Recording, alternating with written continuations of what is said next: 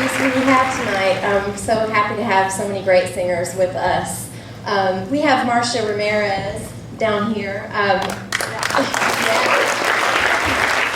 Marcia has toured with Patty Loveless, Rodney Crowell, Tanya Tucker, Leanne Womack, many more, or sung with. I know not all these are tours, but and a great singer. And thank you so much for being with us.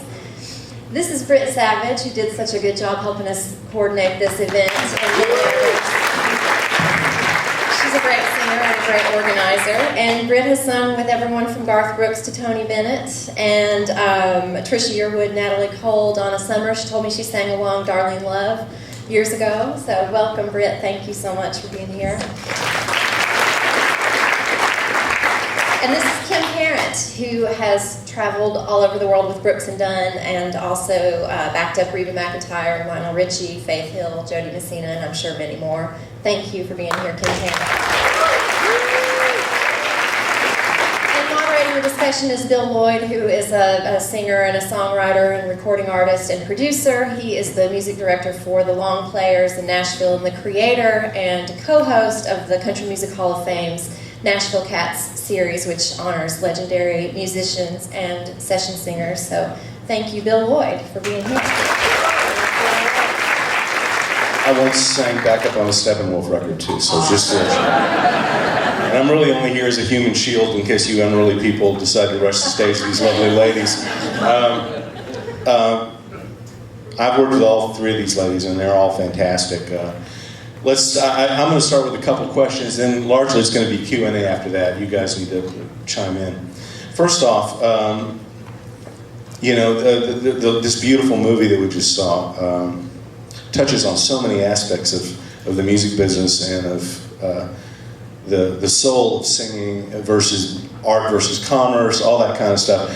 When you do background vocal things, I know all of you have done your own records, and does it come to you, or do you seek it? Let's just go down the line.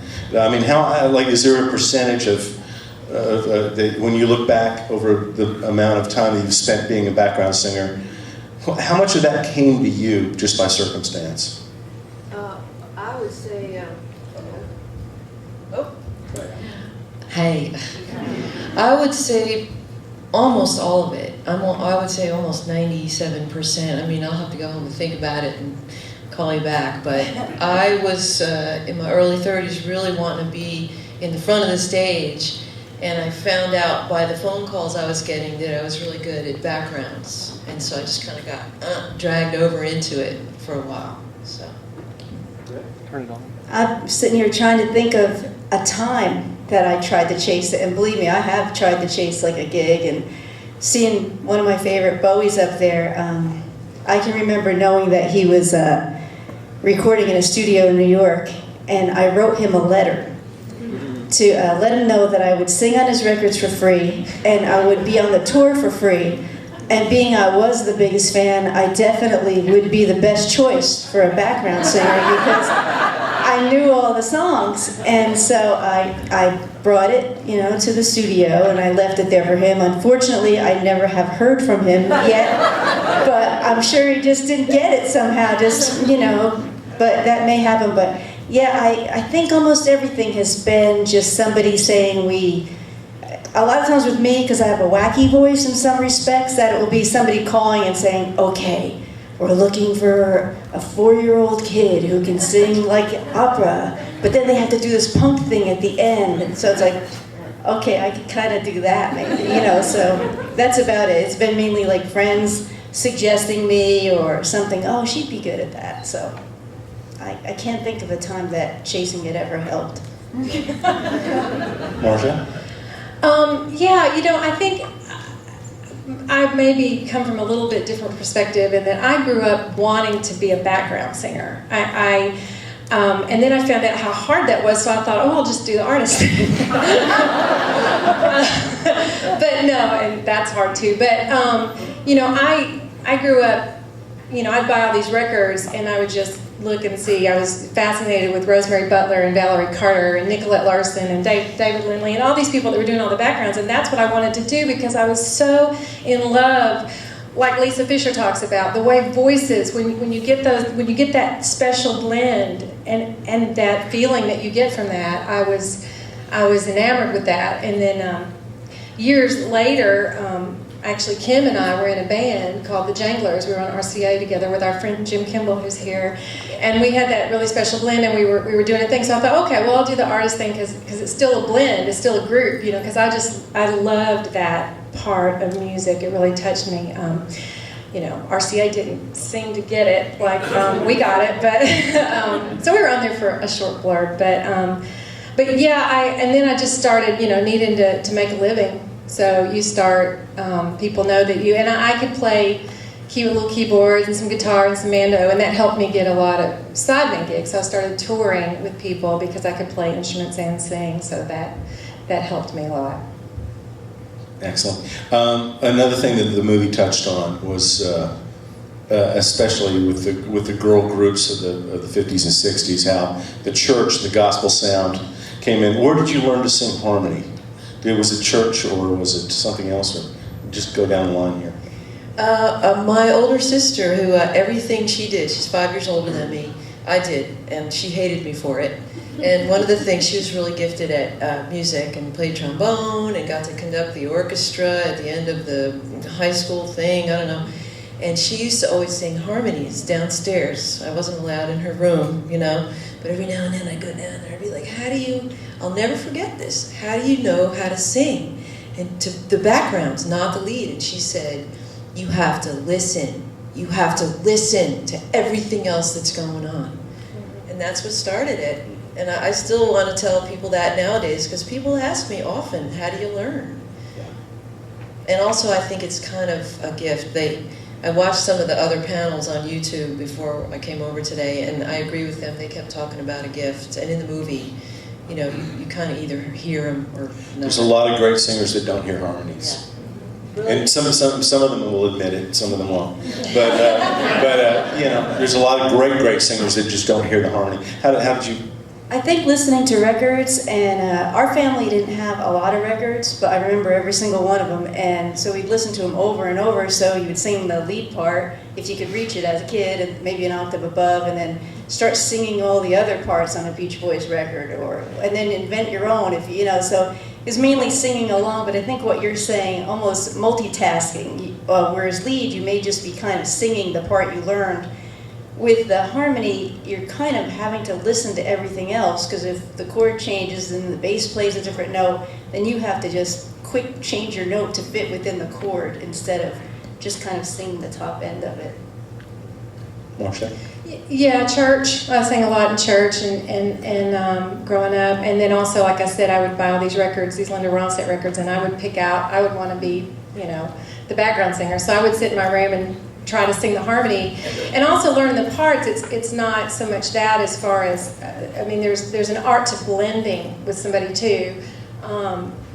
It's not an accident. I mean, we work really hard at learning how to pick out a lead voice, you know, whoever we're paired with, and try to blend with that person. And there are certain techniques that you learn along the way to be able to do that, as well as hear the part. Let's hear a vocal blend on something. How about that? Oh, we just happen to have something spontaneously ready. How sweet of you to ask, Bill. Okay. Our tempo is the tempo of windshield wipers. Yeah. Really good. Here we go. Do you have a key? Does that sound good? I guess. Okay, here we go. We're professionals here. You just call out my name, and you know wherever I am, I'll come running to see you again. Whoa, winter, spring, summer, or fall. All you gotta do is call, and I'll be there. Yes, I will.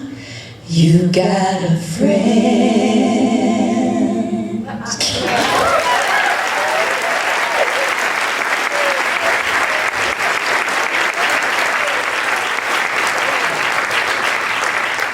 I'm going home now.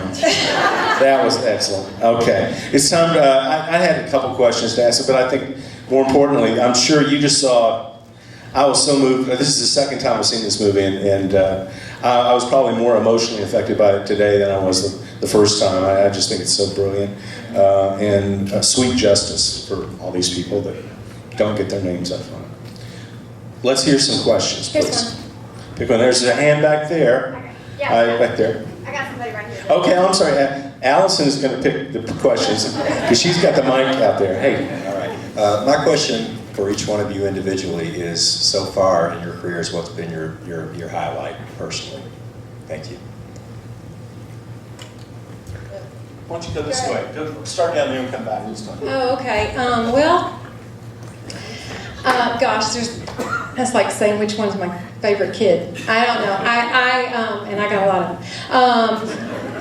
I will say this. Years ago, I was singing with Bill Anderson, Whispering Bill Anderson. It was one of the first people that hired me to play piano and sing with him. And he would have me do duets with him now and then. And I remember one night, my parents had come to see us at the Grand Ole Opry, and he said, "Do you want to do one of the duets with me tonight on the Opry?" And so that night, he actually, introduced me, and I got to go out on the circle. And I remember just looking at my parents' shocked faces on the front row, like, what is she doing? And then they slowly reached for the camera, and they started taking. And I remember that feeling of standing on that circle and looking out. That was a huge moment for me. It was huge, yeah. Well, as a kid, I was always watching the Partridge Family. Just thinking, couldn't they stop that? Couldn't they just ask me to join the family? Like, they had a couple of those, the youngest boy, there was a couple different ones that they had. And that girl on the tambourine, not good. Not good at all. It could be me, right? So, a couple months ago, I got a call to do background on a Jim Brickman TV show special thing. And it was like a celebration of the 70s. And they said, oh, it's going to be Thelma Houston and Rita Coolidge and all these like cool artists. And David Cassidy. It was like, David Cassidy! How about it? All I did was talk about David Cassidy for an entire month. I was going to be singing background with David. I think I love you. I think I love you. It was so amazing. So we're at the first rehearsal, and he's coming in, and it's little David Cassidy, except, it's older David Cassidy, but he is there, and he looked so cute, and he was like telling the band how to play it. He was just a wonderful man. He was great. And then all of a sudden, we're singing, and he came walking around. He was like telling people what to do. He came over, and he gave me a hug. This was in rehearsal. It was one of those moments where the room went like that thing where it goes like completely black, and I'm thinking to myself, I'm gonna faint. I'm gonna faint right on the stage. I know I'm gonna just fall down. It's just like spinning and spinning. I was like, should I tell someone? I should sit down. I just didn't even know what to do. And he continued singing, and I was like, whoa, I'm gonna fall, I'm gonna fall. And then finally, it was like in a movie stuff. Was like went out of the psychedelic stage to just like then it was real life. I was like, wow, I just almost maybe died on stage with David Cassidy. So that was it.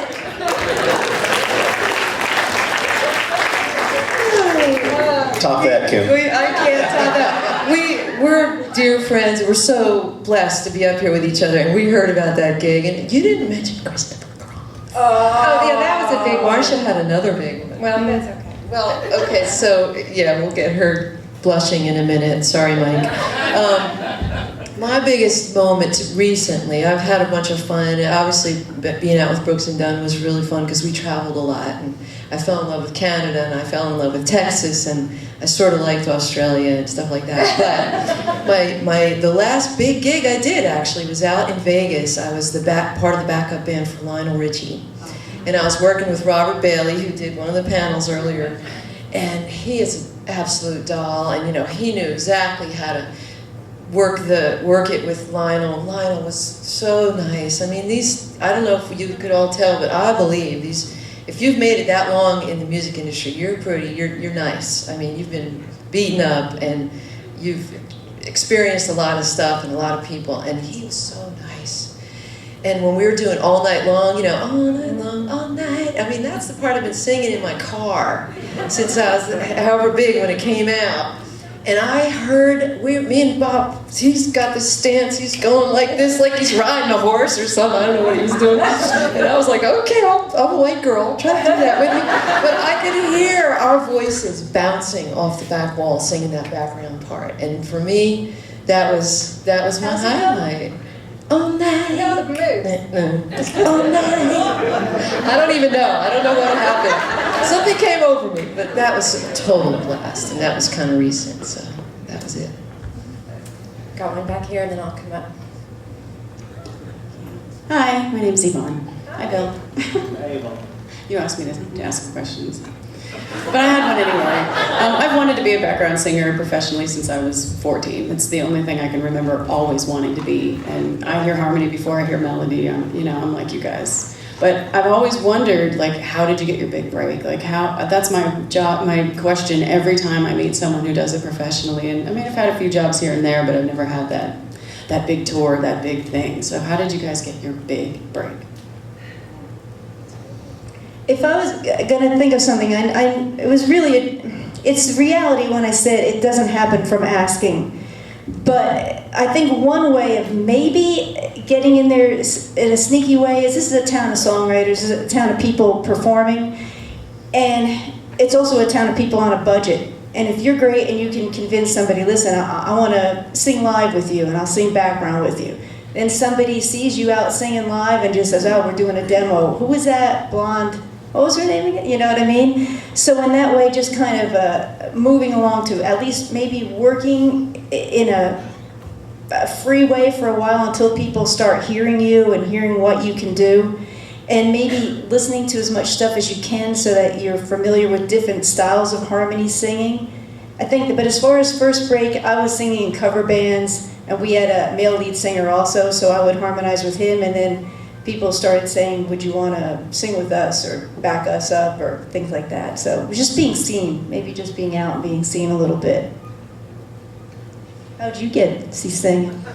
You know, everyone does have a different story. I mean, it's like you can't go to medical school and then you're a doctor. You know, it's like we don't have that path. I mean, everyone just kind of goes these crooked paths. But for me, I had gotten a divorce. I couldn't get a job to pay the bills, and this friend of mine said, don't you play piano and sing? And I was like, yeah. And they said, well, Pam Tillis needs a keyboard player that can sing. Why don't you come audition? And I said, well, I don't even own a keyboard. And he said, well, rent a keyboard and come audition. And so I did, and I got the job, and I was stunned.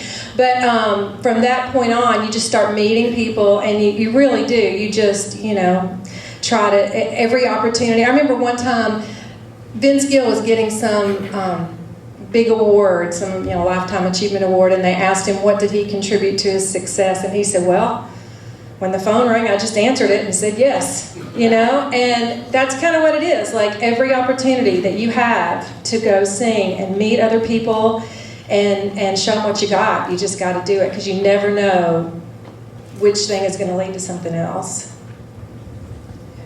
Kim, do you want to add to that, or have we exhausted this topic? No, go ahead. I'll go for you. And then we want to hear a little bit about Bill. He's got great Yeah. stuff. Yeah, we need to hear a little bit about your husband. But like I said earlier, I really wanted to do leads, and I was writing. I had a publishing deal in town. I had a record deal, and I had another record deal. They were short-lived. And I was singing for Cherie Austin. Anybody remember? Amazing singer, amazing. And I was pulled in there to sing behind her, so it was hard work. And that's the first lesson. She's the first artist where I was like, whoa, I have to completely forget who I am and listen to the inside of her throat, literally, because she was doing stuff and it was really high, and her producer wanted me to sing above her, and I'm not really a soprano. I mean, that was the first lesson. And then the checks started coming in. And I was like, do I want to keep writing songs and paying for the demos and paying the players to do showcases for me? Or do I want to let Cherie Austin and people like her do all that? It's a lot of pressure and a lot of ego and a lot of working out and holding your stomach in, the whole bit. And the checks were piling up on the other side of the desk from being a background vocalist. And then a few years after that, Becca Bramlett, I mean, there's so many brilliant singers, right? She pulled me in on a session. I had done mostly studio. And I love the part in the movie where they talked about becoming more of an entertainer with it, and then they showed those dancing girls. Now, I am not by any means, but Becca Bramlett recommended me to Ronnie Dunn, and Ronnie Dunn asked me to go on tour. And there was one of the girls in the background section was a black girl, and she knew all those moves. And she patiently taught them to me and the other white girl. And I am so grateful because it turned out like so stinking fun. I mean, it was so much fun. So And valuable lesson. Oh my God! And how to play well with how to live on like a submarine with like 11 people and be nice. And it was, it was the hardest thing I've ever done, and it was the most rewards and the most fun I've ever had. So. We have time for just one quick question or comment.